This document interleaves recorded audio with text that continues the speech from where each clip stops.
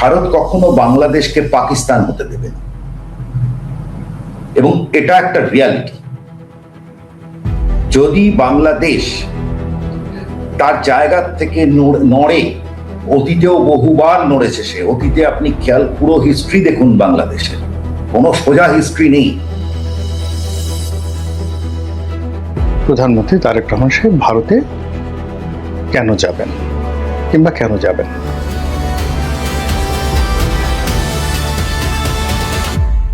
তো এটা হচ্ছে একটা বাস্তবগত, আপনি দেখছেন বাংলাদেশে কি ঘটছে। এত এই একটা পররাষ্ট্র নীতি এত সহজ বিষয় নয়। নাহিদ ইসলাম কি বলেছে, আমার এটা নিয়ে আমার আলোচনা করার খুব একটা রুচি নেই, কারণ নাহিদ ইসলাম চন্দ্র সূর্য নন। তিনি বাংলাদেশের পলিটিক্স যে কেউ হতে পারেন, এটা তার সমস্যা, আমার না। নাহিদ ইসলাম কি যা বলেছে সেটা তারেক রহমানকে হ্যান্ডেল করতে হবে, কারণ তারেক রহমান সরকার চালান। তারেক রহমান যদি নাহিদ ইসলাম কি বলেছে, অমুক মাজাহার কি বলেছে, তমুক কি বলেছে, এইভাবে তার যদি সরকার চলে, তাহলে তার সরকার মুখ থুবড়াবে। আপনি কোনো কিছু তো পৃথিবীতে কনস্ট্যান্ট না যে এটাই হবে, এরকম হলে এরকম হতে হবে। আর একটা বলি, শেষ করি, যদি আমাদের সবসময় বাংলাদেশ কি বলছে, বাংলাদেশে যে আপনারই পডকাস্টে আমি বলেছিলাম বাংলাদেশে দুটো দেশ আসলে একটা জায়গার জিওগ্রাফির মধ্যে ঢুকিয়ে ফেলা হয়েছে। এখন এই 2012 সালে যখন আমরা খালেদা জিয়াকে মিনিস্ট্রি অফ এক্সটার্নাল অ্যাফেয়ার্স থেকে ইনভাইট করে এনে তাকে প্রধানমন্ত্রীর সমমর্যাদা দিয়ে অফিসিয়াল গেস্ট দিয়ে তার সঙ্গে মিটিং হয়, এক্সটার্নাল অ্যাফেয়ার্স মিনিস্টার, প্রধানমন্ত্রীর মিনিস্টার, এবং তারপরে একটা প্রেস রিলিজ বেরোয়। প্রেস রিলিজে খালেদা জিয়াকে কোট করা আছে যে আমাদের সম্পর্ক এবার অন্যরকম হবে। কেমন? তার মানে ওটা মিটিং এর অফিসিয়াল স্টেটাস। তখন ক্ষমতায় কে ছিলেন? হাসিনা। তার সঙ্গে এবং সেই সময় প্রণব মুখার্জি খালেদা জিয়াকে কথা দেন যে উনি প্রেসিডেন্ট হয়ে, পরের বছর উনি প্রেসিডেন্ট হন বা সে বছরের শেষে প্রেসিডেন্ট হয়ে উনি বাংলাদেশে যাবেন। আপনি প্রত্যেকটা মেলান তো। প্রণব মুখার্জি হাসিনা সম্পর্ক নতুন কিছু বলার নেই। খালেদা জিয়াকে আপনি যদি এক গ্লাস জল দিতেন তাহলে হাসিনার কিরকম মনের ভাব হতো সেটাও আপনাকে নতুন করে বলার নেই, উল্টোটাও সত্যি। কেমন? তাহলে তখন হলো, এখন হবে না কেন? তারপরে খালেদা জিয়া সেই সেই পুরো জিনিসটা, ইট ওয়াজ 1-1.5 বছর ধরে ওটাকে করা হয়েছিল, এবং সেটা গিয়ে যখন খালেদা জিয়া সেই মিটিং এ এলেন না, আমাদের ফরেন সেক্রেটারির স্টেটমেন্ট দেখুন যে আমরা কতদিন ধরে এটা নিয়ে পরিশ্রম করেছি, ওনার সঙ্গে এরকম ভাবে নষ্ট হয়ে গেল। এবং তার রেজাল্ট কি হয়েছিল, তার তার পলিটিক্যাল ফল আউট কি হয়েছে, বিএনপির ওপর কি হয়েছে, সবকিছুই তো আপনি এভাবে তো ভাবতে পারেন না। ওখানে সবসময় ভারত কেন ভাবছে না, ভারত ওটা করছে না, কটা করবে? ভারত তার কাজ ঠিকই করছে, সে তার জায়গাতে ঠিকই আছে, সে চলছে। এই যে ভিসা বাড়িয়েছে, এই যে ট্রেড চালাচ্ছে, এই যে করছে বাকি জিনিস, তার পেছনে তো কিছু কারণ আছে। এবার বাকি যে আমার সিকিউরিটি চিফ যখন যাচ্ছে, RAW চিফ যখন যাচ্ছে, তাহলে কারণ আছে কিছু। এই কারণগুলো সব কনভার্জ করে যাবে, যদি যখন সময় আসবে ঠিক কনভার্জ করবে। তার আগে তারেক রহমানকে বা বিএনপি সরকারকে তাদের নিজেদের ঠিক করতে হবে। এভাবে ফরেন পলিসি চলে না যে আমি বলবো এইটা আমি। আপনি ভারত কানাডা দেখুন তো, 1984 সালে আমাদের প্লেন হাইজ্যাক হয়, এবং সেই যারা করেছিল খালিস্তানি, কানাডা তো তাদেরকে দেয়নি। আমরা কি করেছি? কানাডার সঙ্গে কোনো সম্পর্ক রাখবো না। ভারতের শেয়ার মার্কেটে, বিশেষত পেনশন ফান্ডে, Canada is the biggest investor. তো এইভাবে সম্পর্ক হয় না, সম্পর্ক দুদিকেই হতে হয়। যে কোনো একটা সময় 2 দিনের জন্য তিনি দিল্লি সফর করবেন, দ্বিপাক্ষিক সফর। এটা ব্রিক্সের কোনো সম্মেলন নয়। সেই দ্বিপাক্ষিক সফরে যাওয়ার জন্য ভারতের যে বিখ্যাত একটি হোটেল তাজ প্যালেস, সেই তাজ প্যালেসে প্রেসিডেন্সিয়াল স্যুট বাংলাদেশের যে দূতাবাস, সেই দূতাবাসের পক্ষ থেকে বুকিং করা হয়েছে, এই মর্মে ইন্টারনেটে নানা রকম খবর ছড়িয়ে পড়েছিল। সবাই যখন মোটামুটি নিশ্চিত যে না ঠিক আছে এবার ভারত যাবেন, তখন আমতে আমতে করে সরকারের যে বিরোধী দল, সরকারের বিরোধী দল, দেশের বিরোধী দল, সেটা এখনো তারা প্রমাণ করতে পারেননি, যেটিকে অনেকে আমি এবং মামুদের দল হিসেবে বর্ণনা করেন। তারা নানাভাবে ক্যাও কু প্যাও পু বলার চেষ্টা করছিলেন যে এটা করতে হবে, ওটা করতে হবে, আদারওয়াইজ তারেক রহমান সাহেবকে যেতে দেওয়া হবে না। কিন্তু আপনারা জানেন যে সিদ্ধান্ত গ্রহণে তারেক রহমান সাহেবের এখন যে কর্তৃত্ব, এটি শেখ হাসিনার চেয়ে অনেক অনেক বেশি। শেখ হাসিনার দলে বহু মানুষ ছিলেন, তার আশেপাশে, তার পরিবারে, যারা তার সঙ্গে রাগারাগি করতেন, ঝগড়াঝাটি করতেন। এমনকি তার যারা কর্মী ছিলেন, সেই কর্মীরাও তার সামনে গিয়ে অনেক বিষয়ে বিতর্ক করতেন। আমি যে সকল কথা, আমি তো তখন বয়সে একেবারে নবীন একজন সংসদ সদস্য, যে সকল কথা আমি সরাসরি শেখ হাসিনাকে বলেছি এবং তার সংসদ সদস্য হওয়ার সত্ত্বেও আমি যে সকল কর্মকাণ্ড করেছি, তার ১০০ ভাগের ১ ভাগ কর্ম যদি এই সময়টাতে কোনো বিএনপির এমপি বা মন্ত্রী করেন, তার ৩২টা দাঁত উইদিন ৩২ সেকেন্ডের মধ্যে ফেলে দেওয়া হবে। কেন আমি বলি, ধরুন আমি সংসদ সদস্য, আমি লিখলাম এই কাদের মোল্লা সেই কাদের মোল্লা নয়। সরকার যখন বিচার করছে যুদ্ধাপরাধীদের, তখন বললাম যে এই কাদের মোল্লা সেই কাদের মোল্লা নয়, এখানে কোর্টে যাকে বিচার করা হচ্ছে কসাই কাদের রূপে, সে আসলে আব্দুল কাদের মোল্লা, ফরিদপুর বাড়ি, আর যে কাদের মোল্লার বিচার হওয়া উচিত সে মারা গিয়েছে, তিনি কসাই কাদের, মিরপুরের বিহারি কাদের, কসাই কাদের।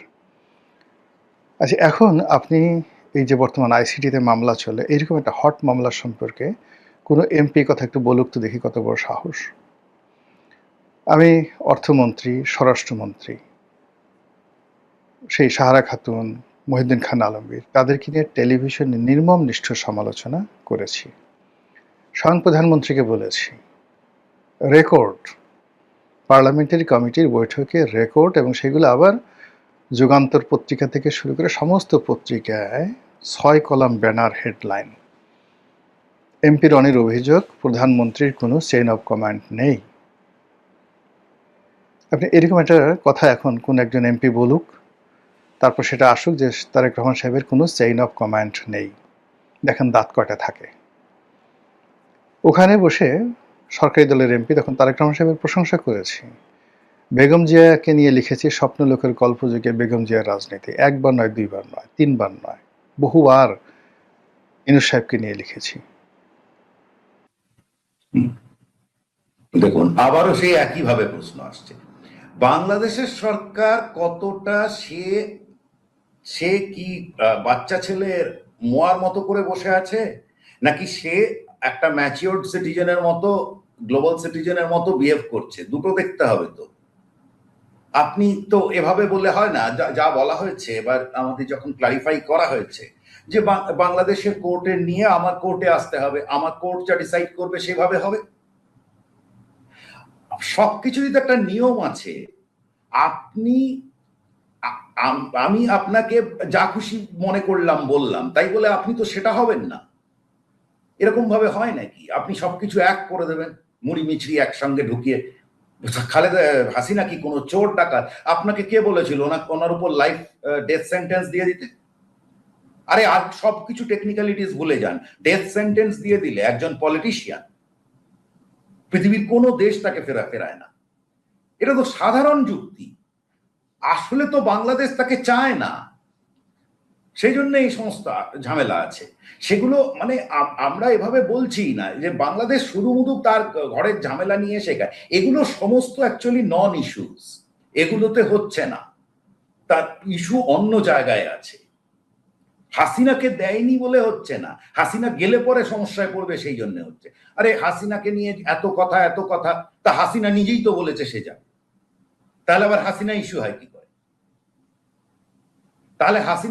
কি করে? ভারত তো ইস্যুটা কিল করে দিল ওখানেই। এই ডিসেম্বরে যদি হাসিনা না যেতে পারে, আপনি খেয়াল করবেন আমি কিভাবে বলেছি, যদি হাসিনা না যেতে পারেন, কারণ বাংলাদেশে অনুকূল পরিস্থিতি থাকতে হবে, তখন যদি বাংলাদেশে সকাল বিকেল ভলিবলের মতো কিংবা ইয়ের মতো বম নিয়ে ক্যাচ লোফালোফি হচ্ছে, যে রেটে ওই পাইপ বম বা প্রেসার কুকার বম পাওয়া যাচ্ছে, হ্যাঁ, যেগুলো পিওর একেবারে ট্রেডমার্ক আপনার আইডিস এবং টেররিস্ট গ্রুপ এরা ব্যবহার করে, আমার নাম ধরে ধরে আমরা জানি যে কোন টেররিস্ট গ্রুপ কোন ধরনের আইডি ব্যবহার করে, তো সব করে সত্যি যখন সেই পরিস্থিতি থাকে, তাহলে পারবে না যেতে, বা তাকে কেউ আটকাবে যে এখন তো ওখানে গেলে মেরে দেবে। মানে তুমি বিচার করবে, অমুক করবে, তমুক করবে, হবে, কিন্তু তোমার ওইকে ওর মুন্ডুটাই চাই, তাহলে ওর মুন্ডু দিলে এবার এটার তো কোনো শেষ নেই। আজকে ভারত হাসিনাকে দিয়ে দেবে, কেমন? আজ আপনি বাংলাদেশ ভুলে যান, মানে why I have to think যে বাংলাদেশ কি আমেরিকার থেকে বড়? মানে এভাবে ভাবা হচ্ছেই বা কেন? এত কিছু ভাবনা কি আছে? আজকে যদি যখন এসছিলেন পুরো আপনাদের যে লিবারেশন ওয়ারের সময় যারা এসছিল, কেমন, তারা তো তখন ইস্ট পাকিস্তানের চোখে অপরাধী। তাহলে কি আমরা তাদেরকে ধরে ফেরত দিয়ে দেওয়া উচিত ছিল? সবাইকে শুলে চড়িয়ে এক ট্রাকে ভরে তুলে ফেরত পাঠিয়ে কি? মানে এগুলো ধরনের যুক্তি এইভাবে হয় না। ইন্টারন্যাশনাল ল, ইন্টারন্যাশনাল সিস্টেম, এতে হয় না। আবার দেখুন, যদি আপনি সম্পর্ক ভালো রাখেন কি হয়, আপনি জানেন যে শেখ হাসিনা ক্ষমতায় আসার পর যে ল্যান্ড বাউন্ডারি সেটেলমেন্ট হয়েছিল আর মেরিটাইম বাউন্ডারি সেটেলমেন্ট হয়েছিল। মেরিটাইম বাউন্ডারি সেটেলমেন্টটা আপনি গুগলে সার্চ করে দেখবেন, এআই সার্চে, পৃথিবীতে রেয়ারেস্ট অফ রেয়ারের মধ্যে। কেন? কারণ ওই ইন্টারন্যাশনাল কোর্টের ভার্ডিক্ট কেউ মানে না, চীন, রাশিয়া, আমেরিকা কেউ মানে না, কোনো পুলিশিং পাওয়ার নেই। তো এবার ওই ক্ষেত্রে যেহেতু হাসিনা চাননি যে bilaterally settle, India bilateral offer করেছিল, এটা আপনি পাবেন, মানে ইয়েতে প্রুফ আছে। তো কিন্তু হাসিনা চাননি, কারণ চাপ, পলিটিক্যালি লোকে বলবে যে এই চলে গেল, ওই দিয়ে দিল। ইন্টারন্যাশনাল কোর্টে যায়, ইন্টারন্যাশনাল আরবিট্রেশনে হয়, 16,000 স্কোয়ার কিলোমিটার ইন্ডিয়ান ক্লেম সে ছেড়ে দেয়, চুপ করে মেনে নেয়। সুতরাং সম্পর্ক ভালো রাখলে অনেক কিছু হয়। আপনি তখন আমাদের হাসিনার কাছ থেকে এমন, আর হাসিনা ভাই বোন, প্রণব মুখার্জি অতীত, অনেক বছর হলো মারা গেছেন, ভাই বোন আজকের যুগে কিচ্ছু নেই। পরিষ্কার যেটা আছে, আমার চাওয়া সিকিউরিটি এনশিওর করতে হবে। যদি না হয় তাহলে তার পরের ব্যবস্থা তারপরে। মানে আপনি প্রথমেই শুরুই করেছেন যে ভারতের একটাই চাওয়া সিকিউরিটি, এবং ভারত 2024-এর আগস্ট থেকে তো শুনছি আমরা হাসিনা ডেলিভার করেছিলেন, হাসিনা ডেলিভার করেছিলেন। আপনাকে আরো উদাহরণ দিই, আপনি খালেদা জিয়া বললেন তো, 1900 নরসিমা রাও যখন পাওয়ারে ছিলেন, কেমন, তখন যে 3 বিঘা করিডোর 92 সালে বোধ হয়, তো সেটার যে লিজটা দেওয়া হয়, ওটা লিজ ছিল না, লিজ দেওয়া হয়, এবং খুবই বাজে আমি মনে করি, ভারতের জন্য উচিত ছিল না ওটা করা, কিন্তু লিজটা দেওয়া হয়। কোন কবে? খালেদা জিয়ার সময় দেওয়া। কেমন? আপনি দেখবেন, আপনাকে আমি লিস্ট ধরে ধরে দেখাতে পারি যে খালেদা জিয়ার সময় ভারত বারবার চেষ্টা করেছে। এমনকি 2001 থেকে 2006 টাটা গ্রুপ যখন $2 বিলিয়ন এফডিআই প্রপোজাল নিয়ে গেল, আজ পর্যন্ত বাংলাদেশ ওই স্কেলের ম্যানুফ্যাকচারিং এফডিআই কোনোদিন পায়নি। তো আপনি কি মনে করছেন যে টাটা গ্রুপ চলে গেল, ভারত তার পেছনে ভারত ছিল না? এগুলো কি এমনি এমনি হয়? তো তাহলে পরে এই যখনই আসে ঘুরে ফিরে, দেখুন, দেখতে না পারলে মানে ওই কি মানে আমার সব খারাপ হবে আর কি, কেমন? এই এই যুক্তি দিয়ে হবে না, এটা বাস্তব। খালেদা জিয়া যদি ডেলিভার করতেন 2001 থেকে 6, কি আমরা শুধু রেগেছিলাম? ইউএস রাগেনি? উইকিলিক্সে প্রমাণ নেই গাদা গাদা? কি হয়েছিল সেই সময়? টেরোরিজমের চাষ করে দিয়েছিল। তো তাহলে তার তার ফল তো পেতেই। আপনি বরং দেখুন যে তারপরেও 2012 সালে ভারত আবার তার সঙ্গে কিন্তু লাইন আপ করেছে। প্রথম কথা হচ্ছে, কোন বিশ্লেষক কি বলেছে তা দিয়ে কিছু এসে যায় না। আমেরিকার পলিসি নিয়ে ফরিদ জাকারিয়া রোজ বলছে, তাতে ট্রাম্পের নীতি বদলায় না, কেমন? তো পডকাস্টে আর ফেসবুকে যদি পৃথিবী চলতো তাহলে তো বাংলাদেশ তো সুপার পাওয়ার। সো এইগুলো কোনো যুক্তি হচ্ছে না। না, প্রত্যেকের নানান রকমের ভেস্টেড ইন্টারেস্ট থাকে, প্রত্যেকের নানান ধরনের ভিউজ থাকে, এবং সেগুলো এসে সে বলে এটা করে দাও, ওটা করে দাও। দেশ ওভাবে চলে না, দেশ প্রেসিডেন্টস ক্রিয়েট করে, দেশ ওভাবে চলে না। বিশেষত বড় দেশ যে আরো বড় পাওয়ার হচ্ছে, সে তার অনেক কিছু হিসেবে থাকবে। আর আমি যা চাইছে আজকে, যে যা চাইছে আজকে, যদি আমি ওইটা করি কালকে, আপনি দেখলেন না দেউবা তো আমাদের দেশে ছিল, দেউবা নেপালে ফিরে গেল। তো এত এরকম ভাবে পৃথিবী চলে না। তাহলে কালকের থেকে বাংলাদেশ আমেরিকাকে বলতে শুরু করুক, আমেরিকার নীতি মেনে, আমেরিকার ট্যারিফ মেনে নিচ্ছে কেন, আমেরিকাকে বলুক। এভাবে আপনি, ইন্ডিয়া আমেরিকা নয় কিন্তু ইন্ডিয়া বাংলাদেশও নয়, কি আশ্চর্য। তো সুতরাং সবকিছু মিলে মিশে চলতে হবে। তো বাস্তব ইয়ের ওপর ভারত তার কাজ ঠিকই করছে, তার নানান ভাবে। আপনি দেখেছেন যে আমাদের যে দুটো মিলিটারি আছে, দুটো মিলিটারির ভেতরেও কিন্তু যোগাযোগ আছে। বাংলাদেশে সবাই একটা আরএডব্লিউ বলে লাফালাফি করে। আমাদের তিনখানা টপ এজেন্সি আছে যাদের আরএডব্লিউ পুরোপুরি এক্সটার্নাল অ্যাফেয়ার্স। আমাদের সেন্ট্রাল আইবি আছে যারা ইন্ডিয়া এবং নেবারহুড দেখে, আর তারই সঙ্গে মিলিটারি ইন্টেলিজেন্স আছে, তারা তাদের চ্যানেলে যোগাযোগ রাখে। কেমন? সুতরাং নানান ধরনের যোগাযোগ নানান জায়গায় আছে। প্রবলেম যেটা হয় সেটা হচ্ছে যে গত 2 বছরে বাংলাদেশে টেররিজমের চাষ হয়েছে, বীজতলা তৈরি করা হয়েছে, যেটা আমরা অনেকে বলছিলাম, এবং সেটা এখন এসে র্যাটিফিকেশন হচ্ছে। এর আগে তুলসী গ্যাবার্ড বলেছে, এবং আপনি লক্ষ্য করে দেখবেন গত 2 বছর ওয়েস্টার্ন মিডিয়া তারা হাসিনাকে সাপোর্ট করছিল না, এটাও পার্ট অফ পলিটিক্স। তো কিন্তু এইটা যে বাড়ছে সেটা কিন্তু বলছিল, অল্প করে হলেও বলছিল। তো এবার আপনি কি মনে করছেন যে এটা খুব ছোট বিষয় তারেক রহমান সরকারের জন্য, যার ঘাড়ে 2001 থেকে 2006 পাপ আছে, তার জন্য কি এটা খুব ছোট বিষয়? আর তখনকার ভারত এখনকার ভারত, 2008-এ মুম্বাই অ্যাটাক হয়ে যাওয়ার পরের ভারত, আজকের ভারত তফাৎ নেই। 2001-এ 9/11 হয়ে যাওয়ার আগে আমেরিকা, হয়ে যাওয়ার পরে আমেরিকা, তফাৎ নেই। তো কোনো কিছু কিন্তু আমি মানে এই একটা হাসিনা লেন্স দিয়ে পৃথিবী দেখাটা, মানে আমি চাই বন্ধ হোক। মানে ভারত বাংলাদেশ অনেক কিছু নিয়ে কথা বলার আছে। আমার যেটা মনে হয় সেটা খুব সিম্পল, সেটা হচ্ছে যে যদি বাংলাদেশ, আমি জানি না আপনাকে বলেছিলাম কিনা, আমি বলেছিলাম যে যে ভারত কখনো বাংলাদেশকে পাকিস্তান হতে দেবে না, এবং এটা একটা রিয়ালিটি। যদি বাংলাদেশ তার জায়গা থেকে নড়ে, অতীতেও বহুবার নড়েছে সে, অতীতে আপনি খেয়াল পুরো হিস্ট্রি দেখুন, বাংলাদেশের কোনো সোজা হিস্ট্রি নেই। তো কিন্তু সে একটা জায়গায় কিন্তু রাখবেই, আর যখন সে ফেভারেবল জায়গা পেয়েছে কাজ করার একসঙ্গে, আমাদেরও ততদিনে কনফিডেন্স এসছে, মানে আমরা অর্থনৈতিকভাবে, ফলত সে তখন ছুটে গেছে। ভারতের কন্ট্রিবিউশন বাংলাদেশের অর্থনীতিতে, এটা হচ্ছে বাংলাদেশে একটা লেস ডিসকাসড ইস্যু, কেউ আলোচনা করে না যে তার কি কি আছে। পুরো এনার্জি খাতটা আজকে এত কিছু করার পরে, হাসিনা রিফর্ম করেছে ইলেকট্রিসিটি সেক্টর, আমাদের কোঅপারেশন করা হয়েছে সেখানে, ইলেকট্রিসিটি এবং এনার্জি। যদি আজকে ওগুলো না থাকতো বাংলাদেশ কোন জায়গায় যেত, এবং দুঃখজনক হচ্ছে এগুলো থাকার পরও বাংলাদেশ কোন জায়গায় আছে, এই যে 12 ঘন্টা করে লোডশেডিং হচ্ছে।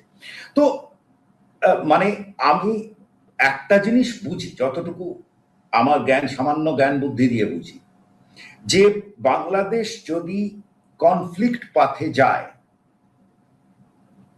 অতীতে গেছে বহুবার, তো সেটা বাংলাদেশের জন্য ভারতের খারাপ হবে কিনা ছেড়ে দিন না, আমাদের ধরে নিন খারাপই হবে সবকিছু, কিন্তু বাংলাদেশের জন্য ভালো হবে, এইটুকু আমি বলতে পারি।